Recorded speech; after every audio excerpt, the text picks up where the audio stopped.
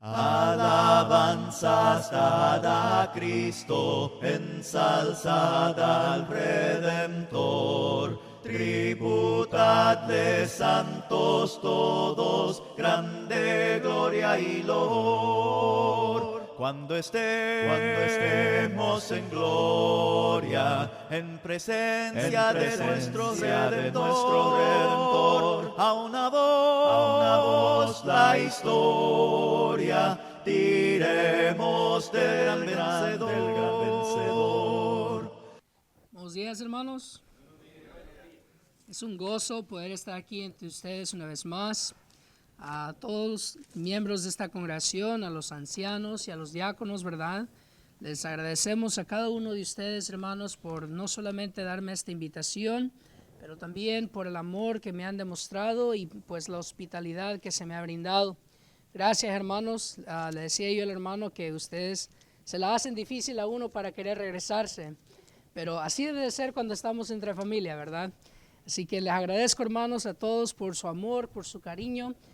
Reciban, como siempre, los más amorosos y calurosos saludos de parte de su familia allá en San Antonio, en la congregación de Southeast, la Iglesia de Cristo en Southeast, ahí en San Antonio. Y cuando gusten estar por allá, hermanos, allá tienen su casa y podemos seguir conviviendo juntos y seguir fortaleciendo esos lazos de amor y de cariño.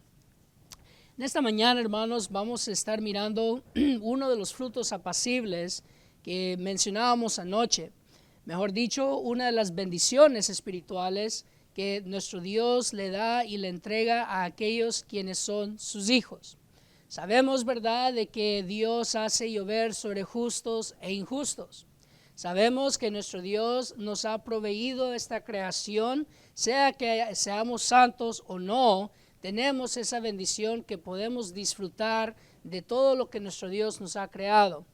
Pero aunque todos somos creación y hechura suya, no todos somos hijos del gran rey.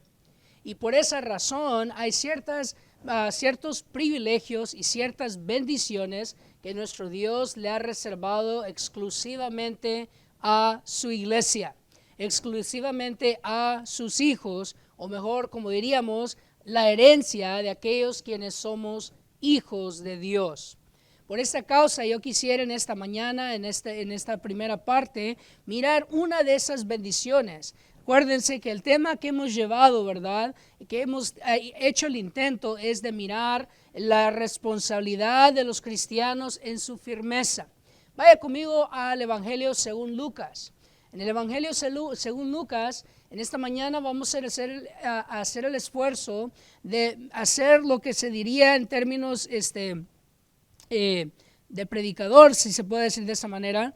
Vamos a mirar una exégesis o vamos a hacer una exégesis de los pasajes que estaremos mirando juntos. Y vamos a ver los primeros 10 versículos del capítulo 11 juntos y los vamos a estar examinando, primero 13 versículos del capítulo.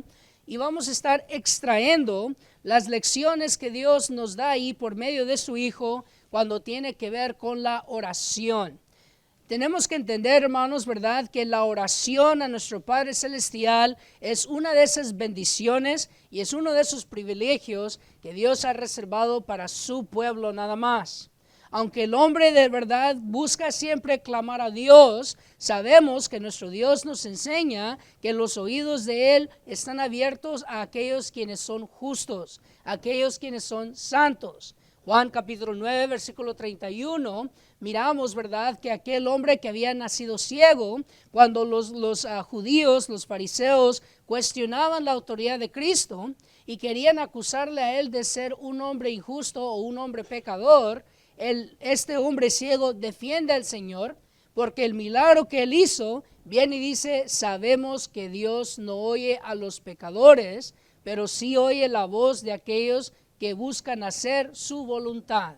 Entonces, es ahí, hermanos, donde miramos que la oración está reservada para los hijos de Dios. Los oídos de nuestro Dios escuchan las oraciones de aquellos que hacen su voluntad. Y por esta razón, usted y yo, hermanos, debemos de aprovechar la oración. Debemos de usarla, debemos de tratar de tener una vida llena y constante en la oración. Si tenemos este privilegio de estar en la audiencia del gran rey, ¿por qué no buscar estar siempre delante de él, verdad? Si podemos platicar con él todos los días, ¿por qué no hacerlo? Entonces, al mirar nosotros en Lucas capítulo 11, vamos a comenzar ahí, comenzando con los primeros 4 versículos. Dice la palabra de Dios: aconteció que estaba Jesús orando en un lugar, y cuando terminó, uno de sus discípulos le dijo: Señor, enséñanos a orar, como también Juan enseñó a sus discípulos. Y les dijo: cuando oréis, decid: Padre nuestro que estás en los cielos, santificado sea tu nombre, venga tu reino, hágase tu voluntad como en el cielo, así también en la tierra. El pan nuestro de cada día, dádnoslo hoy, y perdonaos nuestros pecados, porque también nosotros perdonamos a todos los que nos deben. Y no nos metas en tentación, mas líbranos del mal. Lo primero que usted y yo debemos entender, hermanos, en cuanto a la oración, es de que debemos de nosotros tener el deseo de aprender cómo orar correctamente. Nótese, ¿verdad?, de que esto no significa que los versículos 2 al 4 es lo que vamos a repetir siempre que nos vamos a poner a orar.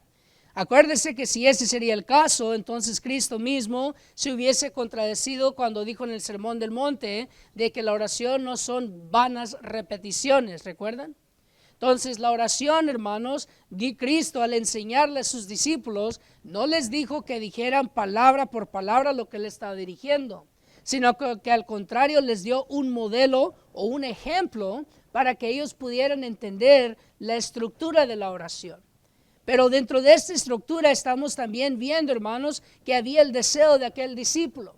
Después de que el Señor oró, vemos en el versículo 1 que vino un discípulo y le dijo: Señor, enséñanos a orar. Enséñanos a orar como Juan también le enseñó a sus discípulos. Ellos querían estar seguros de lo que iban a hacer. Ellos querían saber cómo venir en la presencia de Dios y cuál era la forma correcta de platicar con Él. ¿Cuál era la forma correcta de presentarnos delante del gran rey?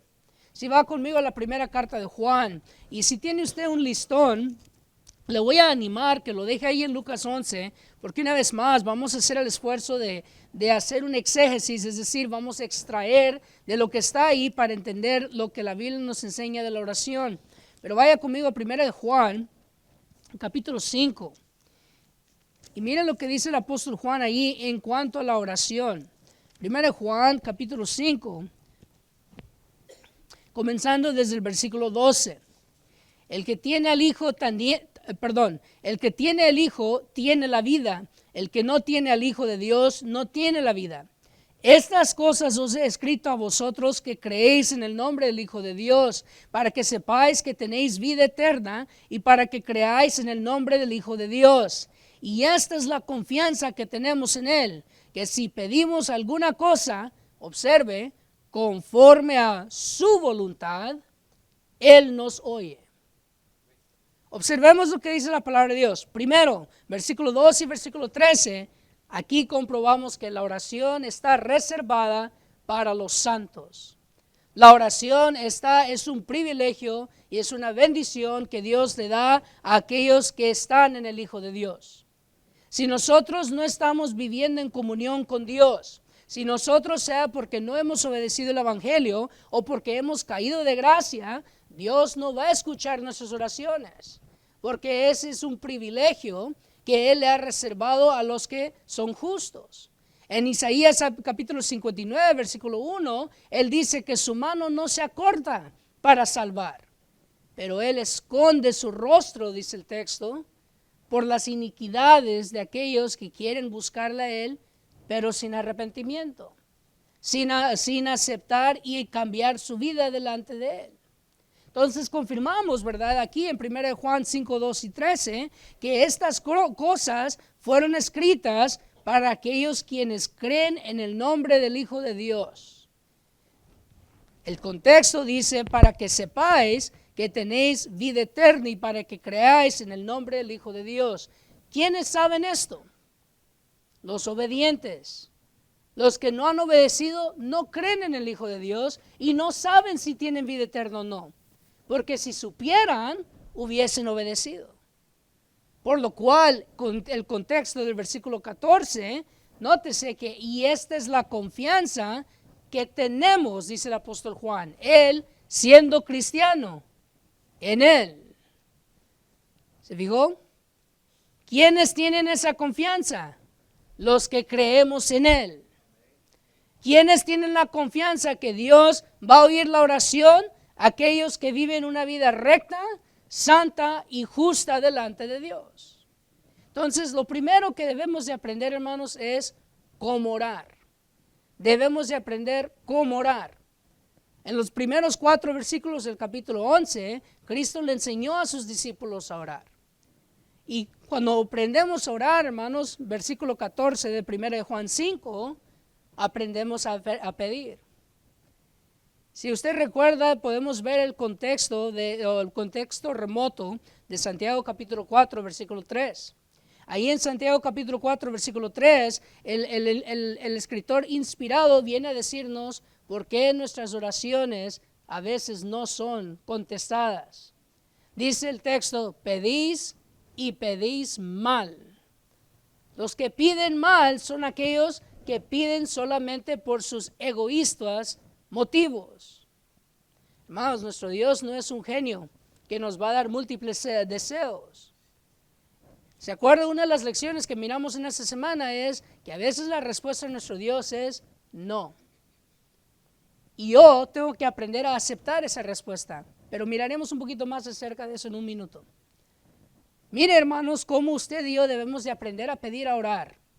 Debemos de aprender a orar porque cuando yo aprendo a orar, yo voy a pedir conforme a su voluntad. Lo que yo le voy a rogar al Padre va a ser conforme a lo que Él desea, no conforme a lo que yo quiero. Yo, hermanos, miro el ejemplo de Ana, ahí en el primer libro de Samuel, capítulo 1, cuando Ana oraba a Dios, cuando ella pedía por un hijo. Nosotros, hermanos y hermanas, yo les animo, estudien más a profundo esta sección. Ana no pedía un hijo solo porque quería ser madre. Ese sería un motivo egoísta. Si usted mira que esta mujer era una mujer recta y santa delante de Dios, porque no tiene lógica que ella pida por un hijo y luego en la misma oración se lo ofrezca de regreso a Dios. No, ella, hermanos, miraba la injusticia de aquellos hijos de Elí. Ella miraba cómo esos 2 sacerdotes corruptos estaban poniendo tropiezo al pueblo de Dios. Y por lo cual ella, nótese, bien específica en su oración, pide por un varón. No quería hijas, hermanas. Se fija que ella no estaba pidiendo egoístamente. ¿Por qué pidió por un varón?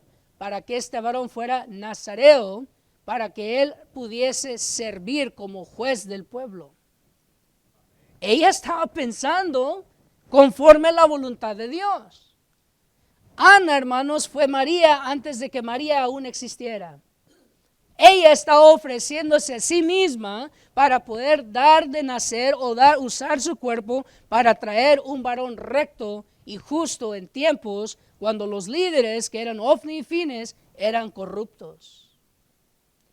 Cuando pedimos cría, hermanos, cuando pedimos hijos, ¿estamos pidiendo conforme a la voluntad de Dios? ¿Estamos pidiendo para poder tener el honor y el privilegio y la oportunidad de, como dice Génesis capítulo 18, versículos 17 al 18, para crearlos en la justicia de Dios, para que aprendan a andar en los caminos de Dios y que luego ellos también entrenen a sus hijos y a los hijos de sus hijos? Jóvenes solteros, cuando estamos pidiendo por esposa, ¿sabemos que estamos pidiendo egoístamente o conforme a la voluntad de Dios? ¿Estamos pidiéndole a Dios una mujer virtuosa que me ayude a mí a llegar al ancianato?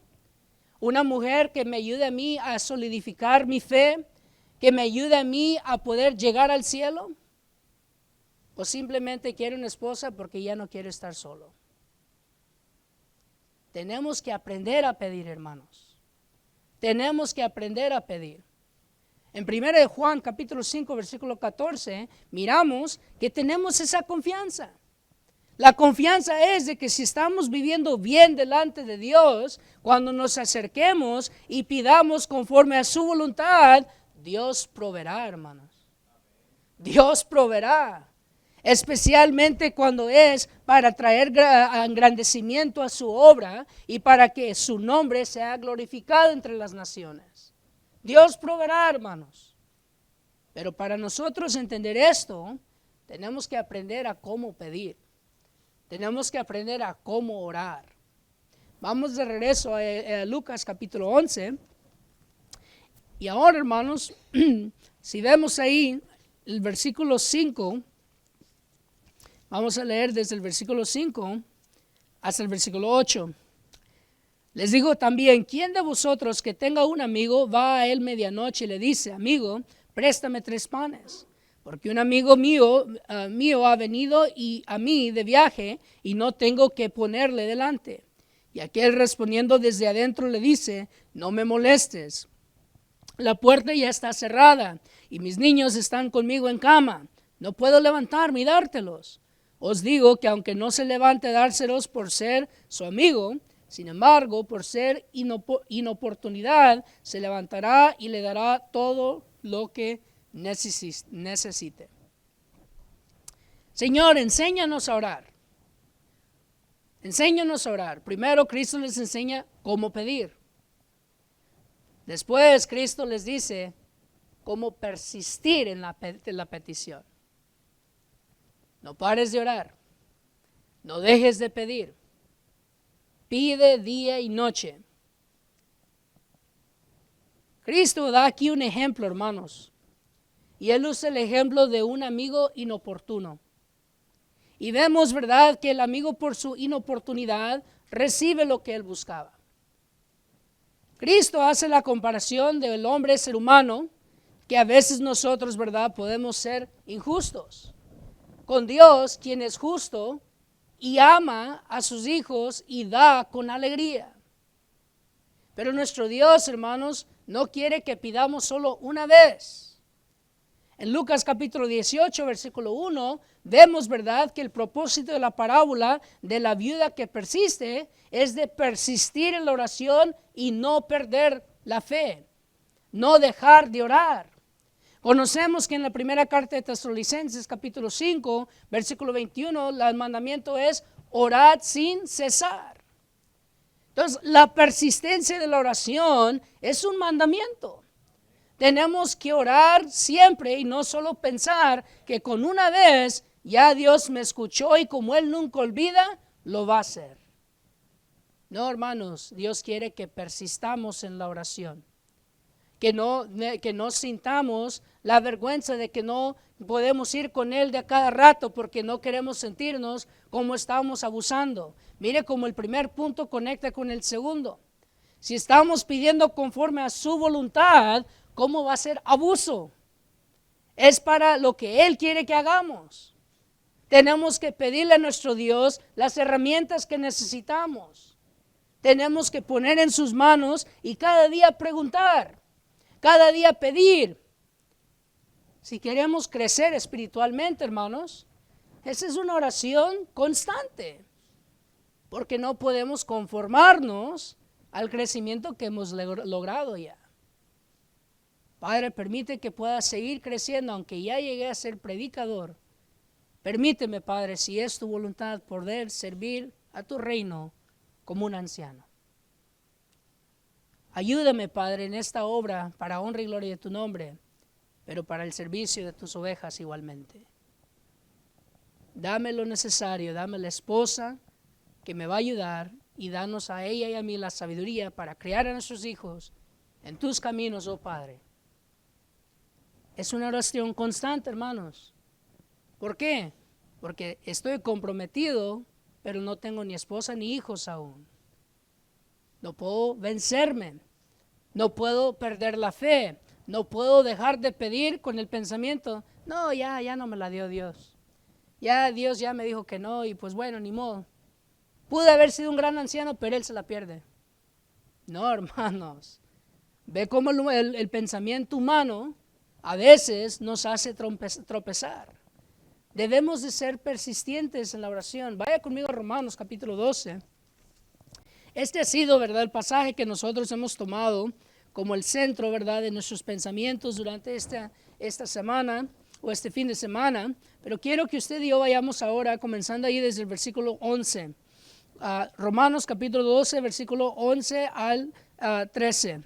En lo que requiere diligencia, no perezosos, fervientes en espíritu, sirviendo al Señor, gozosos en la esperanza, sufridos en la tribulación, constantes en la oración, compartiendo para las necesidades de los santos, practicando la hospitalidad. Nótese, versículo 11, debemos de ser diligentes, debemos de no ser perezosos. Esa es la persistencia. Tenemos que ser persistentes en la oración. Pero luego dice el versículo 12, gozosos en la esperanza, sufridos en la tribulación. Ahí está la confianza de por cuanto yo estoy pidiendo conforme a su voluntad, Dios me escucha. Y porque yo sé que Dios no me ignora, porque yo estoy viviendo una vida de acuerdo a su voluntad, yo voy a ser constante en la oración. La constancia de mi oración, hermanos, va a reflejar la confianza y la fe que yo tengo en Dios. ¿Se acuerda de la parábola que acabamos de decir de la vida persistente? Esa parábola el Señor Jesucristo la termina diciendo las siguientes palabras: cuando el Hijo del Hombre vuelva a la tierra, ¿hallará fe en la tierra? Cuando nosotros leemos eso, si lo sacamos de contexto, lo queremos hacer acerca de la fe, el creer. Pero Cristo no está hablando de la doctrina. Cristo no está hablando solamente de creer. Cristo está hablando en cuanto a la oración. Esa expresión está conectada con la oración. Y lo que el Señor Jesucristo dice y nos muestra es que cuando dejamos de orar, dejamos de confiar. Y cuando dejamos de confiar, dejamos de creer en Dios. Si usted alguna vez, hermano o hermana, ha caído en el pecado, yo soy culpable también. Yo le voy a confesar a usted que lo primero que indicó que yo empezaba a enfriarme, empecé a orar menos. La oración empezó a decaer. Después no solo empezaba a orar menos, mis oraciones eran más cortas.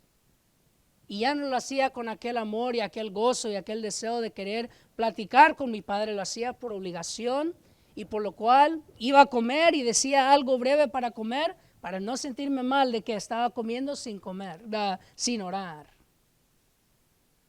Luego ya no oraba para dormir porque estaba muy cansado y al fin y al cabo Dios conoce mi corazón. Cuando el Hijo del Hombre vuelva, ¿hallará fe en la tierra? Si no somos hombres y mujeres de oración, ¿cómo podemos decir que confiamos en Dios? ¿Qué comprobante tenemos si no oramos constantemente? Si no oramos siempre en cada decisión que vamos a tomar y no consultamos a Jehová Dios y lo depositamos en sus manos. Este fue el error de Abraham cuando él decidió irse a Egipto cuando había hambre en la tierra. Abraham no consultó a Jehová. Él no le preguntó a Jehová, ¿qué hago ahora? Oh Jehová, fue usted quien me trajo acá y me sacó de la casa de mi padre. No consultó a Jehová. Y por ende fue cuando vino él a ponerse en ese peligro y poner a su esposa en ese peligro. Cuando Faraón quiso tomar a Sarai, ¿verdad? Y Abraham tenía el temor, me van a matar por causa de ella. Hermanos, tenemos que ser persistentes, tenemos que ser constantes en nuestra oración. No podemos nosotros dejar de persistir. Vamos ahora, ¿verdad?, a Lucas, una vez más, capítulo 11.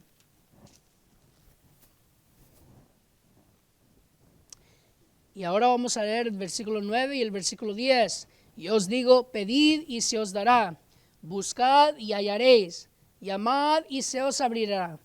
Porque todo aquel que pide recibe, y el que busca halla, y el que llama se le abrirá.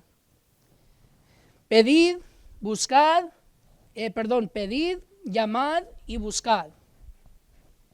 Esos tres términos, hermanos, son verbos. Son verbos. Los verbos son acciones. Por lo cual lo que estamos mirando es la oración. Primero tenemos que saber cómo pedir. Segundo, tenemos que saber la constancia de nuestras peticiones. Pero tercero, tenemos que ser diligentes en acción. La oración tiene que ir acompañada, hermanos, de acción. No puedo quedarme yo sentado orando a Dios y esperando que en mis piernas caiga lo que yo estoy pidiendo. Después de pedirle a Dios, yo tengo que buscar y llamar. La idea que nuestro Señor Jesucristo está dando ahí es de que después de que yo le pregunte a nuestro Dios, yo me tengo que levantar y empezar a buscar y ver dónde Dios me dirija y me provea la respuesta. Ahí en Santiago capítulo 1, versículo 4 en adelante, habla de que si alguien tiene falta de sabiduría, pídala a Dios. Pero no significa que Dios divinamente y milagrosamente le va a iluminar la mente. No va a ser como los pichingos, que tenemos aquella lámpara que de repente se prende y Dios me ha iluminado la mente. No, tengo que estudiar, tengo que yo buscar, tengo que yo ir confiado que Dios me va a ayudar en mi búsqueda. Vaya ahora ahí a Éxodo capítulo 14. Este pasaje para mí en lo personal, hermanos, es uno de los más curiosos, porque es una de las pocas veces donde Dios hace la pregunta. Bueno, la vamos a ver. Ahí en Éxodo capítulo 14. Éxodo capítulo 14. Y vamos a comenzar desde el versículo 13. Recuerde que aquí el pueblo de Israel estaba delante del mar Rojo, que aún no había sido partido. Estaba en el desierto con los enemigos a los lados y Faraón estaba atrás, simplemente la columna de fuego deteniendo. El pueblo, ¿verdad?, estaba murmurando y quejándose de que Dios los había traído para morir. Mire lo que dice Moisés, versículo 13. Y Moisés dijo al pueblo: no temáis, estad firmes y ved la salvación que Jehová hará hoy con vosotros, porque los egipcios que hoy habéis visto, nunca más para siempre los veréis. Jehová peleará por vosotros y vosotros estaréis tranquilos. Ahora aquí es donde me llama la atención a mí, lo que me da curiosidad. Versículo 15. Entonces Jehová dijo a Moisés: ¿por qué clamas a mí? ¿La pescó? ¿Por qué estás orando? Ahorita no es tiempo de oración. Nótense. Di a los hijos de Israel que marchen. Y tú alza tu vara y extiende tu mano sobre el mar y divídelo, y entren los hijos de Israel por medio del mar en seco. Moisés, ya te dije qué hacer, ya respondí esta oración. ¿Por qué sigues orando si ya te respondí? Muévete, obedece, porque ahorita no es tiempo para que caigas sobre tus rodillas y me sigas preguntando lo que ya te respondí. Te he dicho qué hacer, ahora hazlo. La oración requiere obediencia, hermanos. La oración requiere acción. Si yo le estoy pidiendo a Dios que me provea un empleo, yo tengo que levantarme en la mañana, ir a meterme en mi coche y buscar trabajo. El trabajo no va a llegar a mi casa. Si yo tengo hambre, yo tengo que buscar manera de conseguir el pan de cada día, porque así es como Dios provee. Hermanos, ahí es cuando yo sigo pidiendo, pero solo me quedo en petición y no hago nada. Es cuando Dios me dice: ¿por qué estás clamando a mí? Esa pregunta no es de que no oremos. Esa pregunta es: ¿qué más estás haciendo en conjunto a la oración? ¿Qué estás haciendo tú? ¿Qué parte estás poniendo tú? Yo no te lo voy a hacer todo. Yo no te voy a dar todo. Tienes que hacer tu parte también. Buscad y llamad, ¿verdad? Pedid, que es el primer paso, orar. Pero de ahí tengo que buscar y tengo que llamar. La oración, hermanos, sola no es tan poderosa como acompañada de aquellos buenos frutos, donde Dios mira nuestra diligencia y mira que estamos dispuestos a hacer de nuestra parte. No puedo yo pedirle a Dios el crecimiento espiritual y no hacer yo mi parte en ejercitar lo que la Biblia me enseña. Era lo que hablábamos anoche, ¿verdad? Los frutos apacibles de la justicia son los resultados que se vienen a ver cuando yo soy entrenado en el régimen de Dios. Pero si ese entrenamiento siempre lo tengo solo ahí en la pared y nunca lo sigo, voy a ver transformación. Siempre voy a ver lo que yo quiero ser, pero no lo que soy. Entonces, la oración, hermanos, dice el Señor Jesucristo, tiene que ser acompañada de acciones. Tiene que ser acompañada de obediencia. Yo tengo que buscar y hacer de acuerdo a lo que Dios me responde. Pero si yo solo estoy orando y nunca hago mi parte, Dios me va a preguntar, ¿por qué clamas a mí? Si te hubieras levantado y hubieras ido allá alrededor de la esquina, hubieses visto que ahí te había dado la respuesta hace mucho tiempo. Pero como estás adentro sentado, no es que yo no te he respondido, es que tú no te has levantado. Finalmente, hermanos, vamos ahora a Lucas capítulo 11. Lucas capítulo 11. Y estos últimos 3 versículos es, en mi opinión humilde, en mi opinión personal, la parte más difícil no solamente de la oración, sino la parte más difícil en la vida de todo cristiano. Hablamos un poquito acerca de esta noche. Versículos 11 al 13. ¿Qué padre de vosotros, si su hijo le pide pan, le dará una piedra? O si pescado, en lugar del pescado, le dará una serpiente. O si le pide un huevo, le dará un escorpión. Pues si vosotros, siendo malos, sabéis dar buenas dádivas a vuestros hijos, ¿cuánto más vuestro Padre Celestial dará el Espíritu Santo a los que se lo pidan? Por muchos años, hermanos, yo leía esa parte y yo no la entendía. ¿Qué tiene que ver esto con lo que Cristo está hablando? Estamos hablando de la oración, decía yo. Hasta que un día entendí lo que Cristo está diciendo en cuanto a nuestro Padre Celestial. Ahí estamos viendo un contraste entre el Padre humano y el Padre eterno. Y el contraste que Cristo hace es el siguiente. El Padre humano sabe la diferencia entre el pan y la piedra. Sabe la diferencia entre el pescado y la serpiente. Sabe la diferencia entre el huevo y el escorpión. ¿Por qué es importante saber esto? Porque el padre, sabiendo qué le puede dar a su hijo para alimentarlo y qué no le debería de dar, en la forma más básica y en la forma más sencilla, va a cuidar a su hijo. Tiene que ser un padre bien abusivo y bien cruel para darle a su hijo una piedra en vez de pan. Si el niño tiene hambre, no le va a dar una piedra. La piedra va a lastimar los dientes del niño y la piedra no puede alimentar al niño. No le va a dar una serpiente, sabiendo que tiene un pescado. No va a confundir el huevo con el escorpión. Ese padre va a saber qué escoger para alimentar a su hijo.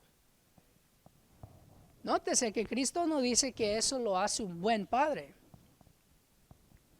Proveerle el pan de cada día no es lo suficiente y lo único que lo hace un buen padre, sino que Cristo dice, en lo más mínimo, no va a envenenar o lastimar a su hijo con lo que le da de comer.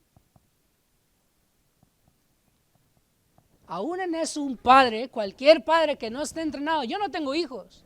Yo ya con mi prometida ya acordamos que vamos a tener como unos 40 nada más. Pero en lo más mínimo voy a saber cómo tostar un pan y dárselo, ¿va? Voy a entender que si no tienen dientes, no tiene lógica que yo les dé un pollo frito. Y en lo más mínimo sé que yo no quiero que mi hijo se ahogue. Yo no quiero que mi hija se ahogue. Pero no significa que me hace un buen padre. Significa que en lo más mínimo soy competente. Y mi hijo cuando me pide a mí de comer, confía que yo le voy a dar ¿qué? Comida. Le voy a dar comida. Aunque esté mal cocinada, muy salado, no suficiente sal, pero es comida. Va a comer. No va a ser un escorpión, no va a ser una serpiente, no va a ser una piedra. Aquí está el contraste. Si vosotros siendo malos, cuánto más nuestro Padre que está en el cielo. Hermanos, Dios no es incompetente y Dios no es malo.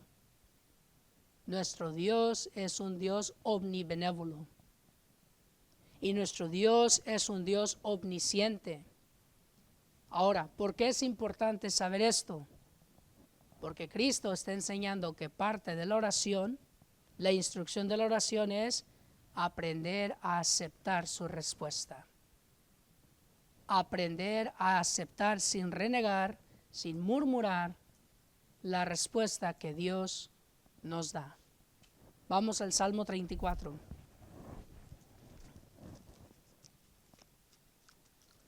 Salmo 34.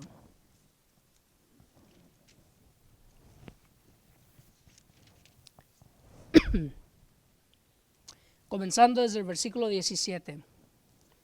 Salmo 34. Vamos a leer desde el versículo 17 hasta el versículo 22. Claman los justos y Jehová los oye. Jehová oye y los libra de todas sus angustias. Cercano está Jehová a los quebrantados de corazón y salva a los contritos de espíritu. Pero nótese el versículo 19. Muchas son las aflicciones del justo, pero de todas ellas le librará Jehová. Él guarda todos sus huesos, ni en uno de ellos será quebrantado. Matará al malo la maldad, y los que aborrecen al justo serán condenados. Jehová redime el alma de sus siervos, y no serán condenados cuantos en él confían. Sí, usa atención usted, amigo y hermano, primero a lo que Dios no hace, ni con la oración. No levanta la angustia, no la ilumina, porque dice el verso 19, muchas son las angustias del justo. Del justo.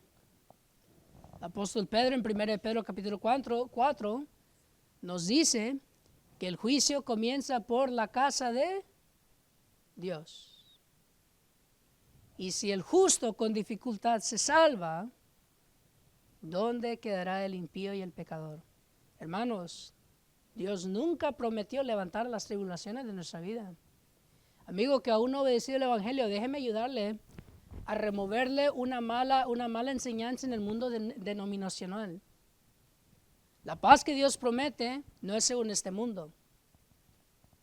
Eso no significa que usted ya no se va a enfermar, que usted ya no va a tener deuda, que usted ya no va a tener problemas, que usted no va a tener sufrimientos, que usted ya no va a tener llanto. No, Dios no quita nada de eso. ¿Por qué? Porque eso lo ha hecho y lo ha producido el hombre por medio del pecado. Dios no creó esas cosas, nosotros contaminamos esta vida. Pero ¿sabe qué sí le promete Dios? ¿Qué es lo que acabamos de leer? Guiarnos durante todas esas tormentas. Tomarnos de la mano y estar con nosotros mientras pasamos esas tribulaciones. Y si son tribulaciones como consecuencias de malas decisiones que yo hice en mi vida, Dios me promete enseñarme cómo salirme de eso y cómo no pecar más. Esa es la paz que sobrepasa todo entendimiento. La confianza que Dios me ha perdonado, pero que Dios también me va a instruir en cómo no pecar más. Por esta razón yo tengo que aprender a aceptar su respuesta. No puedo yo quejarme si la respuesta de Dios es no. En el 2003, hermanos, murió mi mamá. Yo tenía 18 años. Y mi madre y yo éramos bien cercanos, éramos bien pegados. Yo me hincaba donde ella no me mirara, ¿verdad? Porque no quería que ella me viera así. Y mi oración a Dios era: Padre, dame a mí el cáncer de ella. Y dale mi juventud y mi vida a ella, porque ella es fiel sierva de usted. Ella es más instrumental para usted que yo. Y Dios me dijo: no. Yo tenía dos opciones.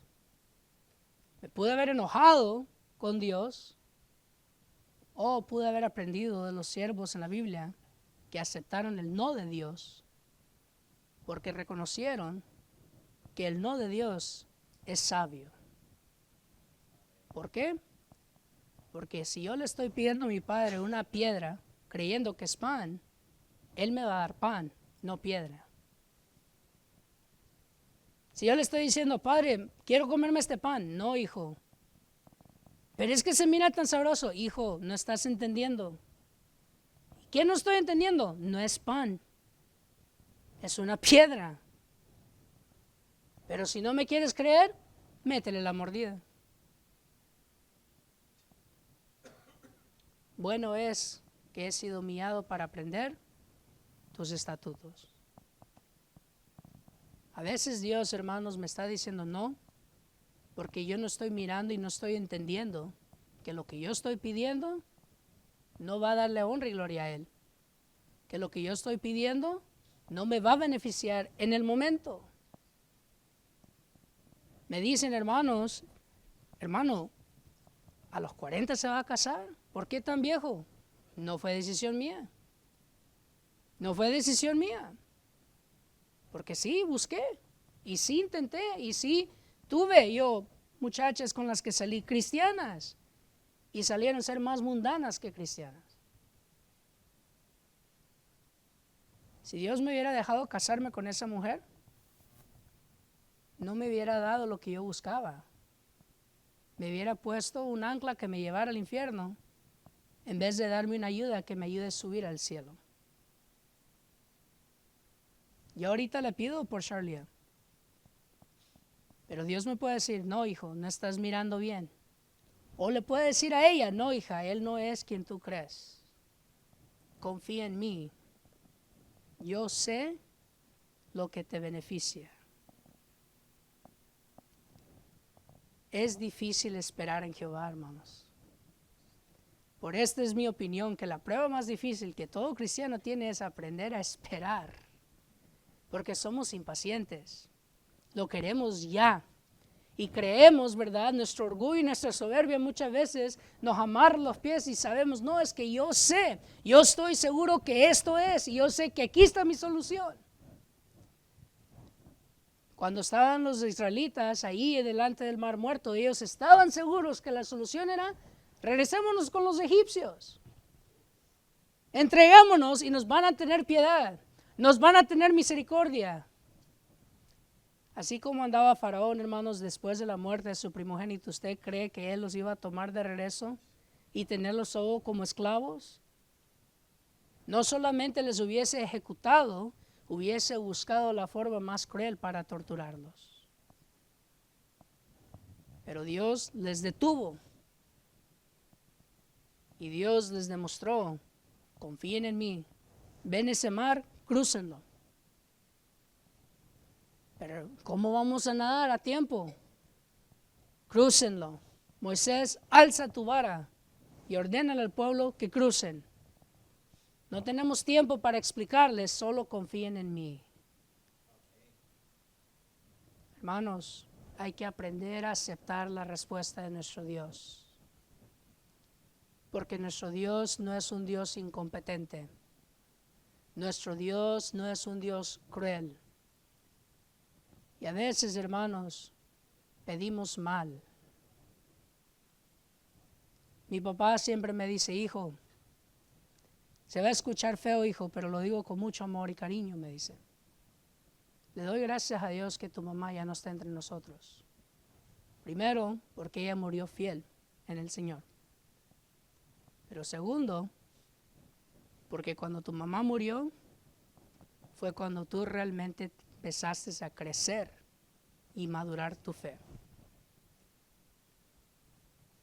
No sé si hubiera sido ese el caso con mi mamá viva, hermanos, porque yo tenía una beca pagada completamente para irme a la universidad.